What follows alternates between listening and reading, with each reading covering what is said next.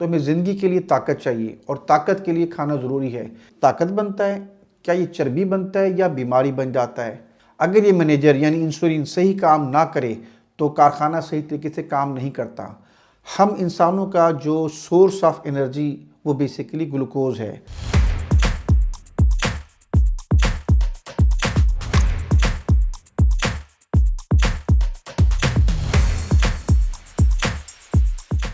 السلام علیکم دوستو، میں ہوں ڈاکٹر محمد ہارون بلال۔ ذرا ایک سوال آپ اپنے آپ سے پوچھئے، آپ کھانا تو روز کھاتے ہیں، لیکن کیا کبھی آپ نے سوچا کہ یہ کھانا جسم کے اندر جا کر بنتا کیا ہے؟ طاقت بنتا ہے، کیا یہ چربی بنتا ہے یا بیماری بن جاتا ہے؟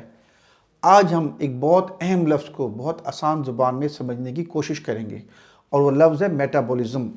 میٹابولزم دراصل ہمارے جسم کا ایک ایسا پروسیس ہے جو ہمارے کھانے کو طاقت میں بدلتا ہے۔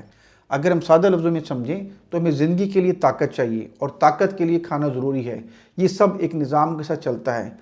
جی ہاں، میٹابولزم جس کی ہم بات کر رہے ہیں، اگر یہ نظام ٹھیک چلتا ہے تو انسان صحت مند رہتا ہے، اور اگر یہی نظام خراب ہو جائے تو شوگر، موٹاپا اور کمزوری جیسی بیماریاں شروع ہو جاتی ہیں۔ اب ہم ایک اور مثال کے ذریعے سمجھتے ہیں۔ اپنے جسم کو ایک کارخانہ سمجھے۔ اس کارخانے میں ہر کارخانے کی طرح خام مال بھی ہوتا ہے اور مشینیں بھی ہیں۔ ہمارے جسم کا خام مال روٹی، چاول، دال کی صورت میں موجود ہے، مگر ساتھ میں ہمارے جسم کی مشینیں جیسے کہ انزائمز، اور ان سب کا مینیجر جو ان سب کو مینیج کرتا ہے وہ ہے انسولین۔ اگر یہ مینیجر یعنی انسولین صحیح کام نہ کرے تو کارخانہ صحیح طریقے سے کام نہیں کرتا۔ اگر مینیجر کام میں سستی کرے تو نہ نظام ٹھیک چلتا ہے اور نہ ہی مشینیں چل پاتی ہیں۔ جب مشینیں نہیں چلتی تو پورا نظام بگڑ جاتا ہے۔ اس کو ہم کہتے ہیں میٹابولزم۔ دوستو، میٹابولزم کے دو بڑے حصے ہوتے ہیں۔ پہلا حصہ وہ ہے جس میں کھانا ٹوٹ کر طاقت یعنی انرجی بنتا ہے۔ مثلاً آپ نے روٹی کھائی، وہ شوگر میں تبدیل ہوئی اور پھر طاقت بنی، جس سے آپ چلتے پھرتے، بولتے اور سانس لیتے ہیں، اور آپ اس طاقت کو مختلف کاموں میں استعمال کرتے ہیں۔ ہم انسانوں کا جو سورس آف انرجی وہ بیسیکلی گلوکوز ہے۔ دوسرا حصہ ہماری طاقت کا وہ حصہ ہے جو طاقت جسم استعمال کر کے ہمارے جسم کو بناتا ہے۔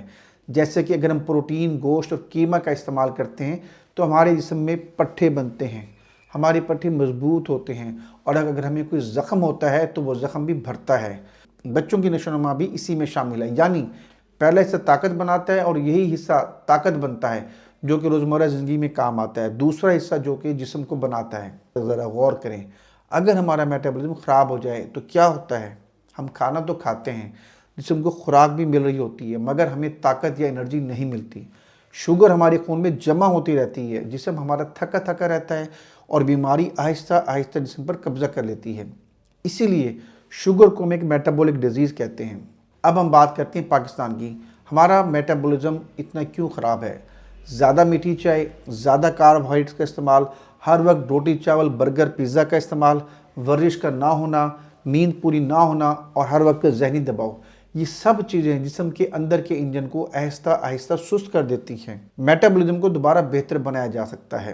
روزانہ 30 منٹس کی واک کریں، مناسب مقدار میں کھانا کھائیں، میٹھا کم استعمال کریں، زیادہ سے زیادہ پانی پئیں، اور سب سے اہم بات، اپنی نیند پوری کریں۔ یہ چھوٹی چھوٹی عادتیں بہت بڑا فرق پیدا کرتی ہیں۔ آخر میں آپ کے بعد دل سے کہنا چاہوں گا، میٹابولزم کوئی کتابی لفظ نہیں، یہ آپ کی زندگی کا انجن ہے۔ جب انجن صحیح ہوگا تو زندگی خود بخود بہتر ہو جائے گی۔ اپنا خیال رکھیے، اپنے گھر والوں کا خیال رکھیے، کیونکہ صحت اللہ کی امانت ہے۔ اگر یہ ویڈیو آپ کو اچھی لگی ہو تو اسے شیئر کریں تاکہ کسی اور کی زندگی بھی بہتر ہو سکے۔ شکریہ۔